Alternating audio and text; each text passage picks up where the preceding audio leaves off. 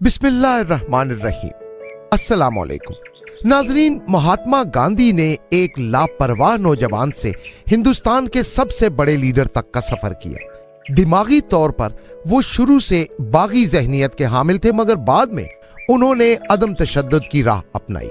उनकी जिंदगी में एक बहुत बड़ा चेंज जिनसी हवस के एक वाक़े की वजह से आया।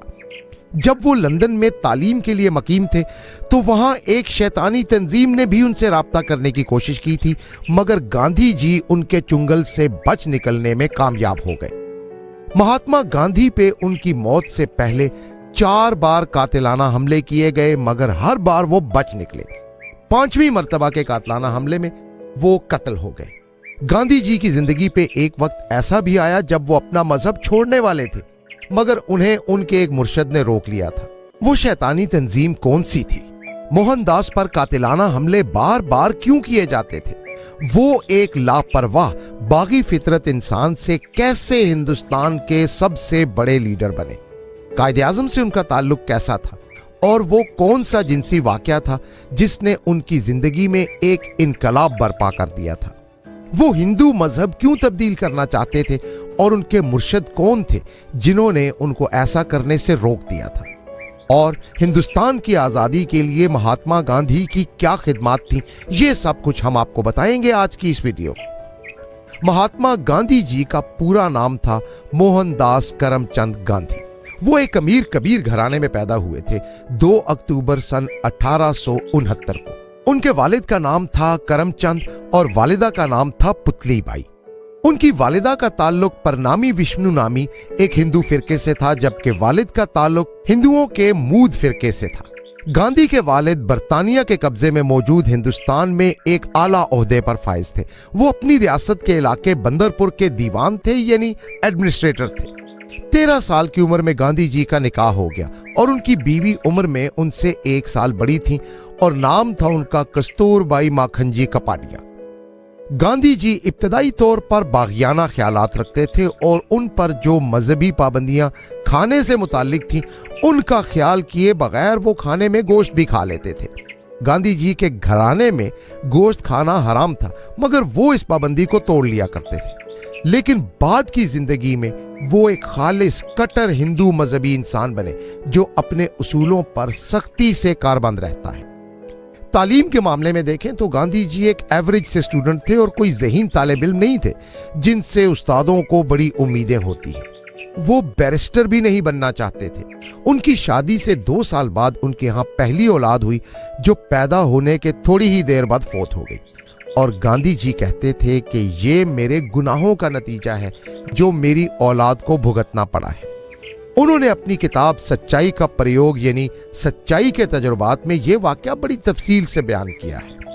हैरत अंगेज तौर पर गांधी जी का लेवल ऑफ कॉन्फिडेंस इतना बुलंद था कि उन्होंने अपनी इस किताब में अपने मुताल्लिक ऐसी बातें भी लिख छोड़ी हैं जो कोई भी लीडर शायद अपने बारे में लिख ही नहीं सकता।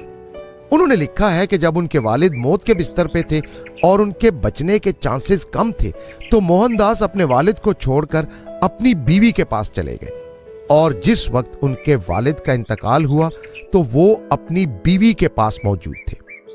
इस वाक़े के बाद गांधी जी को अपने अमल पर बहुत गहरा अफसोस हुआ। अपने वालिद की मौत के वक्त उनके करीब ना होने के बारे में गांधी ने कहा था, मैं बहुत शर्मिंदा था और खुद को बदकिस्मत समझता था। मैं अपने वालिद के कमरे की तरफ भागा और जब मैंने उन्हें देखा तो सोचा कि अगर मुझ पर जिनसी हवसदारी ना होती तो मेरा वालिद मेरे बाजुओं में दम तोड़ता। इस वाक़े का उनकी जिंदगी पर इतना गहरा असर हुआ कि पिछली सारी जिंदगी उन्होंने ज़बत नफ्स के मुताला और प्रैक्टिसेस में गुजारी, और गांधी जी को इस मश्क से अपने नफ्स पर इतना ज्यादा कंट्रोल हो गया था कि वो कई दिन कुछ खाए पिए बगैर आराम से गुजार लेते थे। जिस अरसे में वो लंदन में मुकीम थे वो अरसा लंदन और मगरिब में शैतानी तंजीमों का गढ़ था। मशहूर शैतानी तंजीम आज़ाद मिस्त्री उन दिनों लंदन में बहुत ज्यादा एक्टिव थी और उस तंजीम ने गांधी जी के साथ राब्ता किया। बहुत से कट्टर मजहबी इंतहा पसंद हिंदू आज भी गांधी जी पर इल्जामात लगाते हैं कि गांधी जी का ताल्लुक आज़ाद मिस्त्रियों की खुफिया तंजीम के साथ था, और वो कहते थे کہ تاریخ کو انہیں آزاد مصریوں نے مسخ کرके ایک بہت بڑا جھوٹ بولا اور گاندھی جی کو ایک بہت بڑا لیڈر بنا کر پیش کر دیا۔ اس کے بارے میں انتہا پسند ہندو دلیل یہ دیتے ہیں کہ گاندھی کے متعلق وہ کتاب جس نے گاندھی کو بہت بڑا لیڈر بنا کر پیش کیا، اس کتاب کا نام ہے M K Gandhi an Indian patriot in South Africa. اس کا مصنف جے ڈوک تھا جو کہ خود ایک آزاد مصری تھا، اور گاندھی کی سب سے پہلی بائیوگرافی بھی جوزف جے ڈوک یعنی جے ڈوک ہی نے لکھی تھی۔ گاندھی کے مخالفین یہ الزام لگاتے ہیں کہ جے ڈوک اور گاندھی کئی ایسی تنظیموں کے ممبر تھے جن کے پیچھے خفیہ شیطانی تنظیمیں تھیں۔ ہم یقین سے یا وثوق سے نہیں کہہ سکتے کہ گاندھی کا تعلق کسی ایسی تنظیم سے تھا یا نہیں، تاہم لندن میں قیام کے دوران وہ جس تھیوسافیکل سوسائٹی کے ساتھ منسلک رہے، اس سوسائٹی کا تعلق واقعی آزاد مصریوں کی شیطانی تنظیم کے ساتھ بتایا جاتا ہے۔ یہ وہی دور تھا جس میں گاندھی جی ہندوازم کے علاوہ دیگر مختلف مذاہب کا مطالعہ کرنے لگے، اور انہوں نے عیسائیت اور اسلام کا بھی گہرا مطالعہ شروع کر دیا۔ اسلام کے مطالعے کے دوران ان کی ذات پر بہت گہرا اثر پڑا، اور گاندھی جی کے کئی نظریات اسی مطالعے کی وجہ سے ان کی ذات اور سوچ کا حصہ بنے۔ عین ممکن تھا کہ گاندھی جی اسلام قبول کر ہی لیتے۔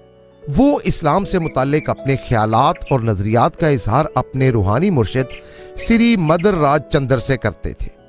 ان خیالات کے اظہار کے بعد شری مدراج چندر نے انہیں ہندوازم کا گہرا مطالعہ کرنے پر زور دیا اور کہا کہ تمہارے سوالات کے جوابات تمہیں ہندو مذہب سے ہی مل جائیں گے۔ شری مدراج چندر جین مت کے بہت بڑے روحانی پیشوا تھے، جن کے متعلق یہ مشہور تھا کہ پچھلے کئی جنموں کے واقعات انہیں یاد ہیں۔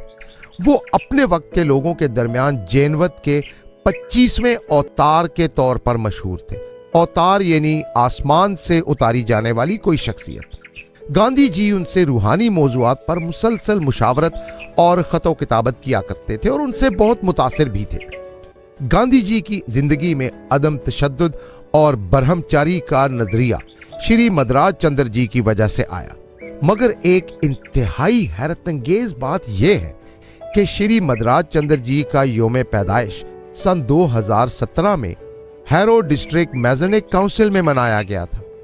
یہ وہ جگہ ہے جہاں صرف وہی لوگ جا سکتے ہیں جن کا آزاد مصریوں کے ساتھ کوئی براہ راست تعلق ہو۔ عین ممکن ہے کہ شری کا اپنا تعلق بھی آزاد مصریوں کے ساتھ ہو، اور آزاد مصریوں کے اشارے پہ ہی شری جی نے گاندھی جی کو اسلام کی جانب جانے سے روک دیا ہو۔ گاندھی جی کا قتل جس انداز میں ہوا اور جس طرح انہیں 4 بار قتل کرنے کی کوشش کی گئی، یوں محسوس ہوتا تھا کہ کچھ طاقتیں تھیں جو ان کا پیچھا کر رہی تھی اور ہر صورت میں انہیں قتل کر کے ہی دم لینا چاہتی تھی۔ گاندھی پر 4 مرتبہ قاتلانہ حملے کیے گئے جو ناکام ہوئے۔ 1934 میں موہن داس گاندھی پونے میں اپنی اہلیہ کستوربا گاندھی کے ساتھ آئے۔ وہ کارپوریشن آڈیٹوریم میں تقریر کرنا چاہتے تھے۔ وہ 2 کاروں میں سے ایک پر سوار تھے۔ جس کار میں گاندھی اور ان کی اہلیہ سوار تھی وہ ذرا دیر سے پہنچی۔ جیسے ہی پہلی کار آڈیٹوریم پہنچی، ایک بم پھینکا گیا جو کار کے قریب جا کر پھٹا، مگر گاندھی جی اس وجہ سے بچ گئے کہ وہ اس کار میں موجود نہیں تھے۔ جس کار میں گاندھی جی سوار تھے وہ کچھ دیر کے بعد وہاں پہنچی اور یوں ان کی زندگی بچ گئی۔ اس حادثے میں پونے بلدیہ کے اعلیٰ افسر، 2 پولیس اہلکار اور 7 دیگر افراد شدید زخمی ہوئے، مگر گاندھی جی کی زندگی سے جڑے اتنے بڑے اور اہم واقعے کا کوئی ریکارڈ ہی نہیں ملتا۔ وہ ریکارڈ بعد میں غائب کر دیا جاتا ہے۔ مئی 1944 میں گاندھی جی کو آغا خان محل جیل سے بھیج دیا گیا کیونکہ وہ ملیریا کا شکار ہو گئے تھے۔ ڈاکٹروں کی صلاح پر وہ پنجگنی پہاڑی مقام پر پہنچے جو پونے کے قریب ہے۔ وہاں گاندھی دلکشا نامی بنگلے میں رہ رہے تھے۔ ناتھو رام گوڈسے کی قیادت میں 20-21 نوجوانوں کا ایک گروہ ان سے ملنے آیا۔ اس گروہ میں موجود ناتھو رام گوڈسے نے گاندھی جی کو قتل کرنے کی کوشش کی، مگر کچھ لوگوں کے پکڑ لینے کی وجہ سے گاندھی جی بچ گئے۔ تیسرا حملہ پھر ناتھو رام گوڈسے کی قیادت میں ہوا۔ موہن داس گاندھی نے محمد علی جناح سے 9 ستمبر سن 1944 کو ایک ڈسکشن شروع کی تھی جو 14 دنوں تک جاری رہی، اور ہماری مطالعہ پاکستان کی کتابوں میں اسے گاندھی جناح ٹاکس کہا جاتا ہے۔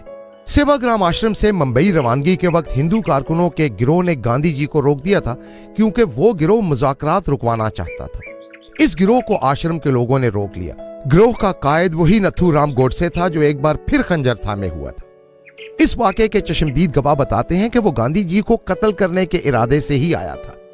20 जनवरी सन 1948 को मदन लाल पाहवा, शंकर किटसिया, दिगंबर बाड़गे, विष्णुकर करे, गोपाल गोडसे, नथुराम गोडसे, नारायण आप्टे दिल्ली के बिरला हाउस आए ताकि गांधी जी को कत्ल किया जा सके। इस हमले में गांधी के स्टेज पर एक बम फेंका गया जो कि ना फटा और गांधी जी इसमें भी बच गए। गोडसे 30 जनवरी 1948 को गांधी जी के पास 5:17 पर आया। उस वक्त शाम की इबादत हो रही थी। गांधी जी की खिदमतगार लड़कियां भी वहां मौजूद थी। नथुराम गोडसे ने गांधी जी की खिदमतगार लड़की को परे धकेलकर सीधा गांधी जी के सीने पर फायर मारा। उसके पास बेरेटा ऑटोमेटिक पिस्टल था, जिसके फायर से गांधी जी का कुछ घंटों बाद इंतकाल हो गया। अपने कत्ल से 2 दिन कबल गांधी जी ने कहा था कि अगर मुझे किसी पागल शख्स की गोली की वजह से ही जान देनी हो तो मुझे ये मुस्कुराहट के साथ कबूल करना चाहिए। मुझ में कोई गुस्से का शायबा तक नहीं होना चाहिए। मेरे कल्ब और जुबान पर खुदा जलवागर होना चाहिए। गोडसे ने बाद अज़ां अदालत में यही बताया था कि मुसलमानों की तरफ से गांधी का बहुत ज्यादा रुझान था और इसलिए उन्हें कत्ल करना जरूरी था, वरना भारत को नाकाबिले तलाफी नुकसान होता। जिन पुरअसरार हालात में गांधी जी का कत्ल हुआ वो एक अलग दास्तान है, जिस पर हम एक अलग वीडियो बनाएंगे। कायदे आज़म मोहम्मद अली जिन्नाह और गांधी जी के आपस के ताल्लुकात मिसाली थे। ये ताल्लुकात इतने मिसाली थे कि आज भी बीजेपी के लीडर अपनी तकरीरों में गांधी जी पर इल्जामात लगाते हैं कि गांधी ने जिन्नाह के साथ मिलकर पाकिस्तान बनाया और हिंदुस्तान को तोड़ने की साजिश में गांधी शरीक था।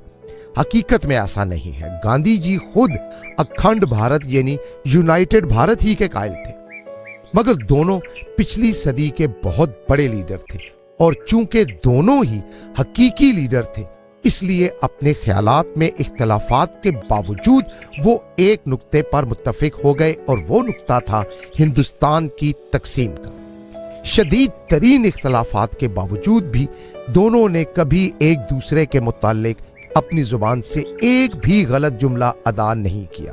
दोनों एक दूसरे के मुखालिफ थे, लेकिन सिर्फ नजरियात की हद तक, जातियात की हद तक नहीं। कौम को भी इससे सबक सीखना चाहिए कि अपने मुखालिफिन से इख्तिलाफ कैसे करना चाहिए।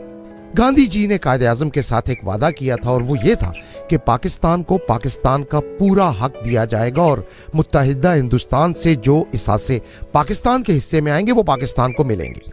गांधी जी ने इस वादे को पूरा करने के लिए अपनी जान दे दी, क्योंकि जब भारत की सियासी जमातों और खुद उनकी अपनी जमात ने भी इस वादे को पूरा करने की बजाय हीले बहाने शुरू कर दिए तो उन्होंने मरण बरत रख लिया।